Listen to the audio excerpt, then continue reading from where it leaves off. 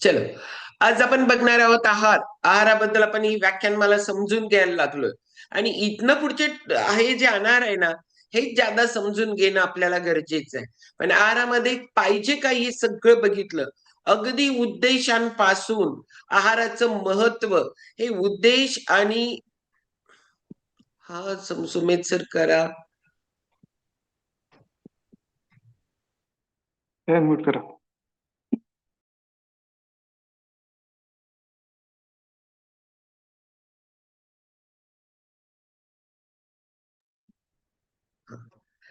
आहाराचं आपण उद्देशांपासून प्रकार, त्याच्यावर संस्कार, संस्कारासाठी वापरणारी साधनं, त्याच्यानंतर औषधी वनस्पती जे आहेत ते मसाले, त्याचा यूज कसा पाहिजे हेही बघितलं. त्याच्यानंतर आपण बघितलं जुन्या ग्रंथांमध्ये सात्विक राजस तामस बघितलं. सात्विक आहार घ्यायला पाहिजे हे माहिती करून घेतलं. आधुनिक विज्ञान काय सांगतं, आपल्या आहारामध्ये कुठले घटक पाहिजेत हे सोडून दुसरं काहीच लागत नाहीये तुम्हाला. तर याच्यामध्ये आपण बघितलं कार्बोहायड्रेट्स बघितलं, त्याच्यामध्ये दोन प्रकार सिंपल आणि कॉम्प्लेक्स. फॅट बघितलं, ओमेगा 3, ओमेगा 6, ओमेगा 9 याच्याबद्दल माहिती बघितली, आपल्याला घ्यायला पाहिजे कुठलं बघितलं. त्याच्यानंतर प्रोटीन किती पाहिजे बघितलं. विटामिन्स आणि मिनरल्स कशात मिळतात, किती लागतात, 40 लागतात. त्याच्यानंतर फायबर किती लागतं, 25 ते 40 ग्रॅम पर्यंत व्यक्ती परत्वे आपल्याला लागतं. त्याच्यानंतर पाणी किती प्यायला पाहिजे हेही बघितलं. हे सगळं बघून झाल्यानंतर न्यूट्रिशन फिलॉसॉफी पण बघितली. 40% कार्ब्स, त्याच्यामध्ये कॉम्प्लेक्स आणि सिंपल ऍड. त्याच्यानंतर 30% फॅट, 30% आपल्याला प्रोटीन. ह्या सगळ्या गोष्टी बघितल्या. ह्या सगळ्या गोष्टी बघितल्यानंतर आपल्याला आपण हेही बघितलं की आपल्याला प्रत्येकाचं प्रमाण हे युक्त पाहिजे. हे सगळं प्रमाणशीर पाहिजे. जरी हे सांगितले ना, म्हणून ते प्रमाण पण आधुनिक विज्ञान काय सांगते हे तुम्हाला सांगितलं. नुसताच आहाराचा स्वस्थतेवर इम्पॅक्ट होतो का, मी स्वस्थतेची व्याख्या आधी सांगून घेतल्या की आपण सगळं करायला लागलोय. सगळे उठा ठेवाय ही पूर्ण आणि पूर्ण आपल्या बॉडी स्वस्थ राहण्यावर आहे. तुम्हाला वाटेल नुसतं बॉडी स्वस्थ राहण्यावर आहे का, नाही, मन स्वस्थ राहण्यावर आहे. म्हणजे आपण आहार बघितला, त्याच्यामध्ये आत घालत असताना पोटात घालण्याचा आपण बघितलं, आणि डोकीत घालण्याचा आणि डोकीत घालत असताना योगा काय उपयोगी पडणार आहे हेही मी तुम्हाला सांगणार आहे. त्यामुळे दोन्ही आहार आपले खूप महत्वाचे असतात. जशा लोकांबरोबर राहतात तसे तुम्ही बनता, त्याच पद्धतीने प्रत्येक गोष्ट युक्त पाहिजे. म्हणजे तुमचं खाणं युक्त पाहिजे, तुमचा विहार युक्त पाहिजे, तुमचं झोपणं युक्त पाहिजे. मग या सगळ्या गोष्टी जर युक्त असतील तर तुम्हाला दुःख हरण करणारा योग साध्य होतो, की जो आपण बघणार पण आहोत. ओके. पण हे बघत असताना आपल्याला, आपण आज बघणार आहोत, ह्याच्या सगळ्यांमध्ये कुठं गोंधळ उडतो, कुठं फरक पडतो, आणि ज्याच्यावर आपल्याला काम करायला पाहिजे त्या गोष्टी. पण हे अनाहार बघत असताना एक गोष्ट लक्षात ठेवा, इथं अनाहारामध्ये काही गोष्टी येतील. ह्याच्यामध्ये पहिल्यांदा आपल्याला आपण काय घ्यायला पाहिजे, आपल्याला काय योग्य आहे हे कसं ठरवायचं. तर आपण एक साधं उदाहरण सांगते तेलाचं. आपण तेल जे वापरतो, आज मार्केटमध्ये अवेलेबल आहे. सरकी तेल अवेलेबल आहे, जवसाचं अवेलेबल आहे, तुम्हाला करडईचं अवेलेबल आहे, शेंगदाणा अवेलेबल आहे, सोयाबीन अवेलेबल आहे, सगळी तेल अवेलेबल आहे. मग पुढे तो ओमेगा 3, 6 तो नंतरचा पाठ. पण ही सगळी तेल अवेलेबल आहे. तीळ अवेलेबल आहे, मोहरी अवेलेबल आहे. तुम्ही तेलाचं एक असं सेशन असतं. आणि आजकाल अजून ऑलिव्ह ऑइल पण अवेलेबल आहे. इंडियन कुकिंग साठी ऑलिव्हला गरम नाही करायचं आहे, पण इंडियन कुकिंग साठी ऑलिव्ह पण, कारण आपल्याला त्यांना सगळ्यांना माहितीये बाकी सगळेजण ऑलिव्ह असं वर्ण सलाडला ड्रेसिंग साठी यूज करतात. आपल्याकडे मात्र आपण त्याला हीट गरम करण्यासाठी यूज करतोय. पण ह्या सगळे जरी अवेलेबल असलं तरी तुम्ही कुठलं घ्यायचंय, कुठलंही. आता इथनं पुढे मी अनार जे सांगेल त्याच्यामध्ये काही असं घटक आला, तुमच्या भागामध्ये जे पिकत होतं, तुम्ही म्हणाल पिकतं ते, आजकाल आपण सगळंच पिकवतो. पॉली हाऊस, ग्रीन हाऊस, सगळ्यामध्ये सगळंच पिकतं आपल्याकडे. आता आमच्याकडे सोयाबीन कधीच नव्हता. आमच्याकडे त्यावेळेला सोयाबीनच वर्जन होतं, ते जनावरांसाठी घालण्यासाठी. ओके. पण आता आपल्याकडं सगळं पिकतं सगळं. तर तुमच्या भागात पूर्वीचं पीक काय आहे ते तुमच्यावर औषधात समान इफेक्ट करतं. जर नसेल तर शोधून आणा. कुठं सापडत नसेल तर. मी तेल नाही बोलत. मी बाकी पण सगळ्या गोष्टी बोलते. म्हणजे मी खाण्यापिण्यामध्ये पण पूर्वीचं काय होतं ते सगळं लुप्त झालंय आणि आता जे आहे ते सगळं आलंय. पूर्वी काय-काय होतं तुमच्या भागामध्ये ते पिकत नसेल, देशी वाण कुठं असतील, काय तुम्हाला अवेलेबल झालं, आणा शोधून ते तुमच्या शरीरासाठी. खरंच मी तुम्हाला सांगते आहाराचे एवढे भारी इम्पॅक्ट पडतायत फक्त ते औषधात समान तुमच्यावर काम करायला लागलंय. म्हणजे खूप लोकं म्हणतात ना, मला एवढ्या दिवसात औषधाचा फरक पडला नव्हता. तर खाणं, न्यूट्रिशन ही थेरपी आहे, ही याच्यासाठी आहे. कारण ते तुमच्या जीन्सवर, तुमच्या बॉडीवर त्या पद्धतीनं काम करतं. म्हणून जुनं ते सोनं नुसतं म्हणण्यासाठी नाहीये. जुन्या सगळ्या गोष्टी तुमच्याकडे ज्या होत्या ना, जे होतं ते तुमच्यावर औषधासमान काम करतं. हे मी नाही बोलत आहे. हे ग्रंथात आयुर्वेदामध्ये सांगितलेलं आहे. त्याच्यामुळं आपल्या ह्याच्यामध्ये अनाहार बघत असताना सुद्धा मी उदाहरणं सांगणार आहे. ती उदाहरणांमध्ये तुमच्याकडे काय होतं ते तुमच्यासाठी लागू पडणार आहे. तर अनाहार बघायला आता आहार आपण खूप बघितला. अजून आपण आहारांमध्ये आहार बघणार आहोत. अजून कसा पाहिजे, कसं बसायचं आहे, काय-काय अजून असणार आहे. ह्या सगळ्या गोष्टी बघणार आहे. पण एक ढोबळ आपला ढाचा तयार आहे. मला खायचं आहे. मला त्याच्यावर काय-काय संस्कार करायचे आहेत. मला काय शोधायचं आहे आणि त्याच्यानंतर माझं ते कार्ब्स आणि याचं प्रमाण आणि या सगळ्या गोष्टी आता मला माहिती आहेत. पण खरा गोंधळ उडतो इथं, की तो म्हणजे अनाहारामध्ये. कारण अनाहार आहे ना, हा आहार नाहीये, हेच आपल्याला मुळात माहिती नाहीये. कारण आपली दिवसाची सुरुवातच होते अनाहारापासून. मग आपल्याला आहारात तो मेन कंटेंट्स आहे ना त्याचा, तो खूप चांगला आहे. पण त्याच्यावर वेगवेगळे संस्कार आणि प्रिझर्व्हेटिव्हज टाकून आपण त्याला अनाहार बनवायला लागलोय. मग अनाहारामध्ये मुळातला घटक चांगलाच आहे ना. तो काय बाद नाहीये. त्याच्यावर माझ्या अज्ञानामुळं मला त्याला टिकवण्यासाठी, मला त्याचं लाईफ वाढवण्यासाठी, मला त्याला ट्रान्सपोर्ट करण्यासाठी आणि माझी टेस्ट वाढवण्यासाठी मला त्याच्यावर संस्कार करावे लागतात आणि तेच संस्कार म्हणजे अनाहार आहे. कारण ते जे त्याच्यामध्ये वापरणारे जे केमिकल्स आहेत ना, हे प्रिझर्व्हेटिव्हज आहेत. हे सगळे आपल्या बॉडीला हानिकारक आहेत आणि ते खूप छान लागतं म्हणून आपण त्याची टेस्ट वारंवार घेत राहतो. वारंवार घेत राहतो आणि मग ते आपल्याला आपल्या बॉडीचा बॅलन्स जातो आणि मग ते हानिकारक आहे. म्हणजे सगळेच अनाहार आपल्या बॉडीसाठी हानिकारक आहे. ह्याच्यामध्ये किती वेळा घेऊ, एकदा घेऊ का चारदा घेऊ ऑप्शनच नाहीये. ऑप्शन नाहीये. कारण ती प्रिझर्व्हेटिव्हज एकदा खाल्ला तरी जाणारच आहे. ते केमिकल्स तुमच्या बॉडीसाठी हानिकारकच आहे. आपण ते बनवतो ती पद्धत त्याच्यापेक्षा हानिकारक आहे.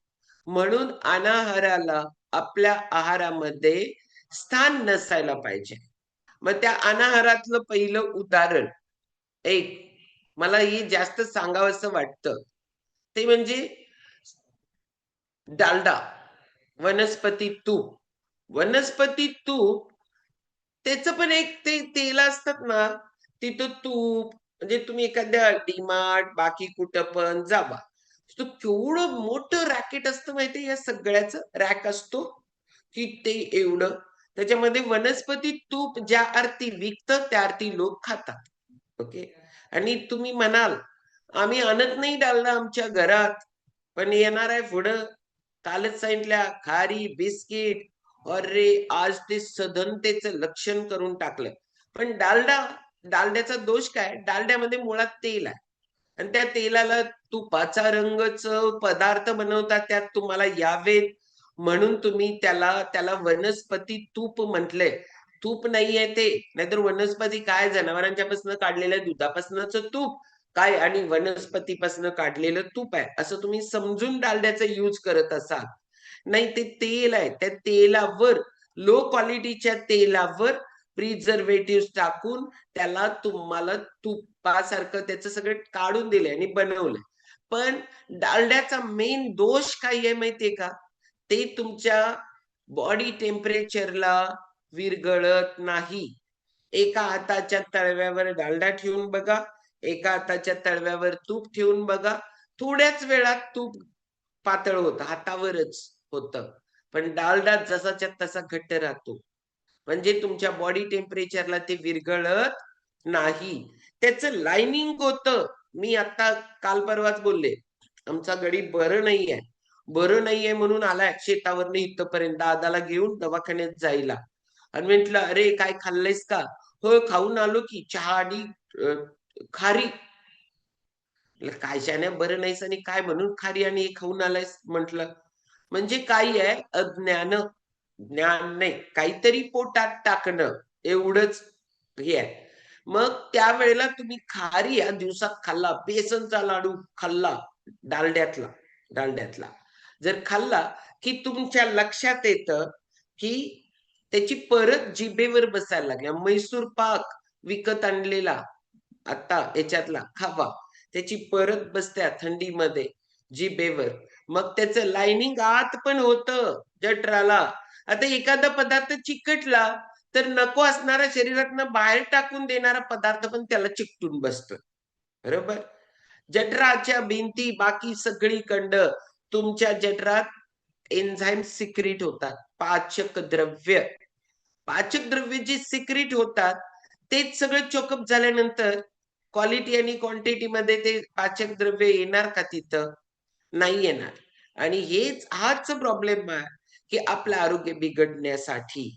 म्हणून आपल्या खाण्यामध्ये तूप असेल ओके, पण तुम्हाला डालड्याला अजिबात स्थान देऊ नका. अजिबात.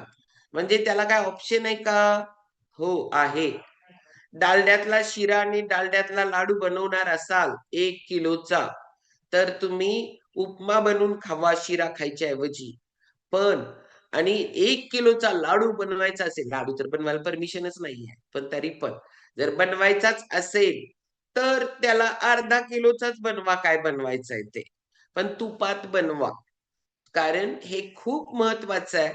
कारण पैसे देऊन शरीराला न उपयोगी पडणारी गोष्ट आणून खायला लागलोय आपण. आणि ती आरोग्यासाठी घातक आहे. घातकला कोण पैसे देतं का?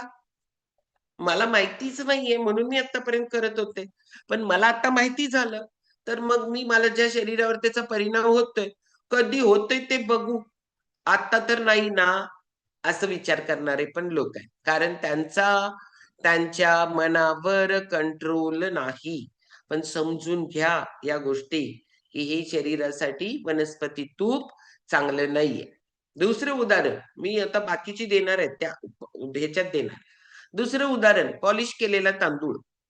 पॉलिश केलेला तांदूळ आहे ना, तांदळाच्या वर जे कोटिंग आहे त्याच्यामध्ये B2 हे जीवनसत्व आहे. आणि हे जीवनसत्व आपण खात असणाऱ्या तांदळाला मुळात बी जीवनसत्वांची डेफिशियन्सी आहे. म्हणजे बी पूर्ण, बीची चेंज याची डेफिशियन्सी आहे. लोक म्हणतात ना, आम्ही B12 हे ते सगळ्या गोष्टी सांगत असतात. ओके. तर याची डेफिशियन्सी आहे. आणि हे पॉलिश केलेला तांदूळ ज्यावेळेला आपण खातो ना, त्यावेळेला ते जीवनसत्व त्याच्यात कमी असते, नसतंच. आणि असा पदार्थ खाल्ल्यानंतर जे पचवायला पाहिजे ते जीवनसत्व नाही आहे. मग आधी घेतलेला पदार्थ तुमचा पचणार आहे का तो व्यवस्थित? नाही पचणार आहे. मग पॉलिश केलेले तांदूळ अगदी म्हणजे कधीतरी कुठे गेलं की लेडीजला एक ओटी घालतात बघा. बरोबर आहे? आणि ती ओटी घालताना त्यात तांदूळ वापरतात. आणि ते तांदूळ इतके सळसळीत असं हातात धरले की सळसळ, सळसळ जाते. बरोबर? म्हणजे काय? की तुम्ही पैसे देऊन वरचं कोटिंग काढलेला तांदूळ घ्यायला लागलाय. तांदूळ हा ऑल्वेज भरडताना ज्यांच्याकडे घरात पिकतो, त्यांनी सिंगल पॉलिशचा यूज करायला पाहिजे. मी हातसडी सांगणार नाहीये आता. कारण हातसडीचा तांदूळ हा खूप शिजायला वेळ लागतो. त्याला तुम्हाला अर्धा तास पाण्यात भिजवून ठेवावा लागतो आणि मग शिजवावा लागतो. पण आजकाल आपल्याला हातसडीचा तांदूळ मिळतच नाही. कारण त्याला सडायला ना उखळात सडावा लागतो आणि तो आज ते नाहीये तेवढं स्किल तेवढं ती जुनी लोक, आणि कुणाला मशीनवर एवढं भरडून मिळतंय तर कोण सांगितलंय असं म्हणून ती एक कला सडण्याची होती, ती आता लुप्त झाली. ती आता तुम्हाला भेटणार नाही. अगदी रेअर रेअर लोकांच्याकडं हातसडीचा तांदूळ भेटतो, आणि तो हातसडीचा तांदूळ आपल्याला पाहिजे तेवढ्या वेळेत शिजत नाही. मग आपल्याला त्याच्यावर, म्हणजे आपण म्हणतो ना, श्रद्धा निष्ठा, तेवढे त्याला पैसे द्यायला आपली मानसिकता नसते. पण घेणारा तांदूळ तरी तुम्ही असं घ्यायला पाहिजे ना, की जो सिंगल पॉलिश आहे, जो करड आहे, म्हणजे ज्याच्यावर जरा असं कोटिंग आधीमध्ये लालसर दिसतंय, असा आपण सिलेक्ट करायला पाहिजे. आमच्याकडे भात पिकतो, आणि आम्ही पॉलिश आता नाही करत, आम्ही पूर्वी.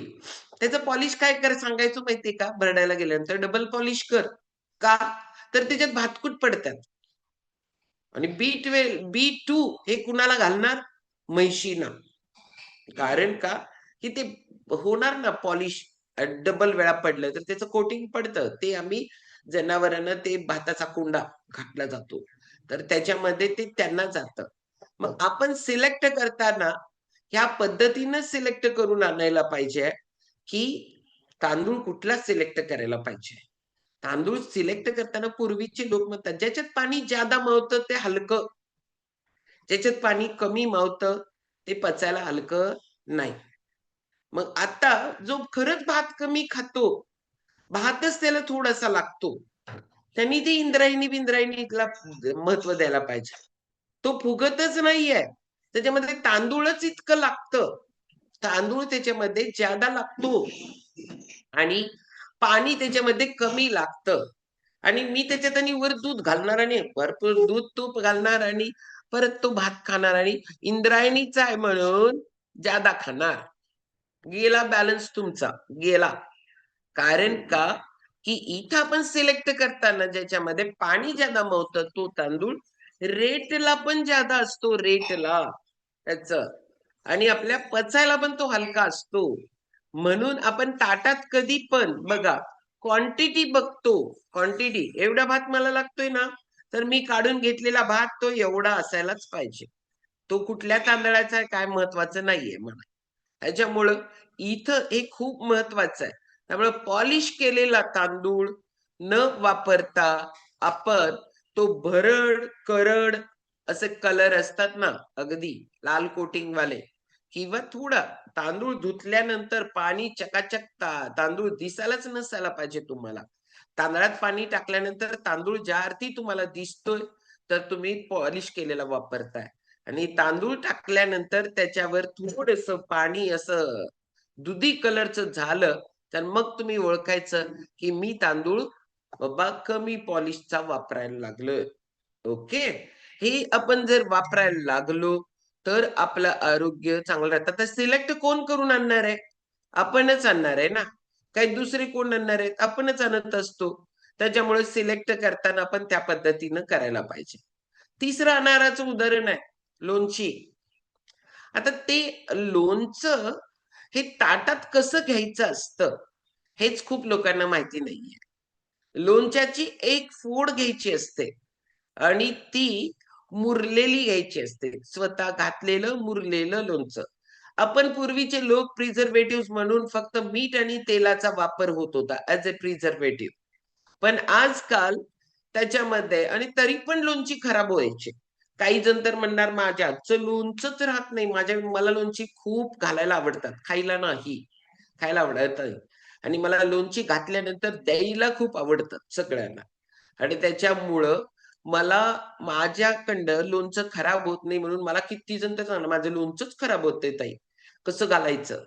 तर ते जे आहेत ना, त्याच्यामध्ये बाहेरनं आणल्यानंतर एकदा पण लोणचं खराब तुम्हाला कुठल्या बरणीत दिसलंय? मार्केटमधनं आणता ते? तुम्हाला काय वाटतं, इथं घरात घातलेलं लोणचं खराब होतंय, आणि मार्केटमधलं एवढं ऊन, पाऊस, म्हणजे काय, की सगळी ती वाहन कुठनं येतंय, ते एवढं प्रवास करतंय सगळींच्याकडं, किती जणांचा त्यांना हात लागतोय, पण तरी पण ते लोणचं खराब होत नाही. त्याच्या अर्थी त्याच्यात काहीतरी प्रिझर्व्हेटिव्हज असतील ना, काहीतरी केमिकल्स असतील. ती केमिकल्स आपल्याला शरीराला अपायकारक असतात. त्यामुळे लोणची घालताना ही स्वतः घरात जे जमेल ते घालायला पाहिजे आणि बाहेरून आणून खाताना भाजीसारखं पण नाही खायला पाहिजे. घरात घातलेलं लोणचं पण त्याच्यामध्ये गुड बॅक्टेरिया काउंट असतो. जे फर्मेंटेशन होतं, मुरत जातं, तेवढं त्याच्यामध्ये गुड बॅक्टेरियाचा काउंट वाढतो. म्हणजे आपण जे प्रोबायोटिक्स तयार होतात त्याच्यामध्ये. पण ते प्रोबायोटिक्स आहेत म्हणून भाजीसारखं ताटात घेऊन कसं चालेल? मग डॉक्टर म्हणतात सगळंच बंद. लोणचं, पापड, मीठ सगळं बंद करून टाकतात नंतर. कारण का? की हे सगळं तुमच्या बॉडीत आलं की ब्लड व्हॉल्यूम वाढतो. पाण्याचं प्रमाण, ते सोडियम पाणी खेचून घेतं. ब्लड व्हॉल्यूम वाढतो आणि परत प्रेशर यायला लागलंय आधीच. म्हणून ब्लड प्रेशरवाल्यांना सांगतात की बंद करा म्हणून. कारण ते आधी प्रमाणापेक्षा आपण ज्यादा इंटेकच करतो. किती लागतं त्याच्यापेक्षा. म्हणून लोणची ही भाजीप्रमाणे न घेता तोंडी लावण्यासाठी मी तर रोज पण म्हणणार नाही. कधी तरी घेतला तर ओके. नाहीतर छान लागतं म्हणून मी बघितलंय. पोहे खाताना पण लोणचं घेणार. म्हणजे आम्ही योग विद्यालयामध्ये सकाळच्या ब्रेकफास्टला म्हणजे वैद्यताई मला तिथलंच आठवलंय. सकाळच्या ब्रेकफास्टला ना काही असणार असं ब्रेकफास्टचं आणि त्याच्याबरोबर रेग्युलर लोणच्याची वाटी असणार आणि लोक पोह्याबरोबर पण लोणचं खाणार. मी तर सारखं म्हणणार, पोह्याबरोबर कसं लोणचं खात असतील? आणि ते पण भाजीसारखं वाढून घेणार. म्हणजे आपण सगळेजण लोक म्हणजे कोण आहेत? तुम्ही, मी. आपणच. हे या पद्धतीनं ॲज अ प्रिझर्व्हेटिव्हज वालं लोणचं नाही वापरायला पाहिजे. घरात घातलेलं आणि जेवढे दिवस टिकतंय तेवढे दिवसच वापरा. फ्रिजमध्ये ठेवून किती दिवस टिकतंय, अजून काय टिकतंय, जेवढं टिकतंय तेवढं वापरा. तेवढ्या लगेच आपण ह्या सगळ्या गोष्टींचा वापर करायला पाहिजे. ओके. आज परत 8 वाजून 2 मिनिटं झाली. त्यामुळं अनाहाराची भरपूर उदाहरणं आहेत. तुमच्या आवडीची सगळी आहेत ती उद्याला आहेत. तुमच्या आवडीची सगळी आहे. तुमच्या घरातल्यांच्यावर जे बदल करायचा आहे, ती पण सगळी उद्याला आहेत. किती घरात बिस्किटाचे डबे असे मुलाला टायगर लागतंय. मला माहिती नाही आता हाय काय नाही ते. कारण मी कधी काळी ॲड बघितल्या म्हणून सांगते, की कुणाला पार्लेजी लागतंय, कुणाला अजून खारी लागत्या, कुणाला टोस्ट लागतंय. ते चहा लागतंय, वेगवेगळे लागतंय, काय-काय आहेत ते. ती सगळी उदाहरणं उद्याला आहेत. त्यामुळे खूप लोकांच्या पर्यंत लिंक पोहोचवा. खूप लोकांना स्मिता पांगमताई पापड वगैरे लोणची पापड, हे पापडाचं पण येईल उद्याला. पापडामध्ये पण पूर्वी घरात करत होता, आता घरात करायचं बंद झालंय. आता मी तुम्हाला सांगू का त्यांचं आणलेलं तुमचं काय किडत नाही. आपल्या घरातल्याला वाळवून कसलं ठेवायला लागायचं. ती जी शुद्धता, ती जी टेस्ट होती ती हरवली आपली आता. सगळं त्याच्यामध्ये पण मुळात पापड खार काय आहे ते उद्याला सांगीन सगळं. ओके. ह्याच्यामुळं आपल्याला आपल्या खाण्यामध्ये जेवढं आपण करू शकतो त्याचा वापर जादा करा. जे आणायला लागतं बाहेरचं ते कधीतरी. ओके. चलो ही लिंक उद्यासाठी खूप लोकांपर्यंत पोहोचवा. गरजेचं आहे हे सगळं ऐकणं लोकांनी. आहाराबद्दल ऐकलं नसेल तर अनाहाराबद्दल ऐकायला लावा. आणि जरा बदल होईल. मी म्हणते पूर्ण अंशानं नाही झाला, तरी बहुतांशानं झाला, तरी तेवढं तरी आरोग्य त्यांचं वाढेल. ह्या सगळ्या गोष्टी लोकांपर्यंत पोहोचवणं गरजेचं आहे. वेट लॉस मॅरेथॉन उद्यापासून स्टार्ट होते. खूप लोकं वेट लॉस मॅरेथॉनमध्ये पार्टिसिपंट व्हा. नॉलेज भेटतं. नॉलेज भेटणं खूप गरजेचं आहे. हेच भेटत नाही, कारण नॉलेज आपण आपल्या सोयीनुसार कलेक्ट करत असतो. वास्तव वेगळं आहे आणि वास्तविक ज्ञान घेणं आपल्याला सगळ्यांना इथं भेटणार आहे. वेट का वाढायला लागले? 10 दिवसांची व्याख्यानमाला आहे शेटे सरांची तिथं, की तुम्हाला त्याच्यामध्ये कळणार आहे, की बाबा आपल्याला काय करावं लागणार आहे. वेट लॉस करणं, वेट मेंटेन करणं आणि म्हणून शेटे सर नेहमी म्हणतात ना, की वेट लॉस करणं खूप सोपं आहे. मेंटेन करणं खूप अवघड आहे. आणि या सगळ्या टिप्स माझं हितच अडकून बसलंय, माझं हे झालंय, ते झालंय, काय-काय आहेत ना, ते सगळं तुम्हाला त्या व्याख्यानमालेत ऐकायला मिळणार आहे. कधीपासून आहे, काय पासून आहे, स्टे ट्यून. तुम्हाला ते सगळं पोहोचेल. पण पहिल्यांदा पार्टिसिपंट, उद्याला वेट लॉस मॅरेथॉनचं इंट्रोडक्शन सेशन असेल. उद्याला झिरो डे असेल, परवा दिवशीपासून फ्लायर शो होतील. ओके.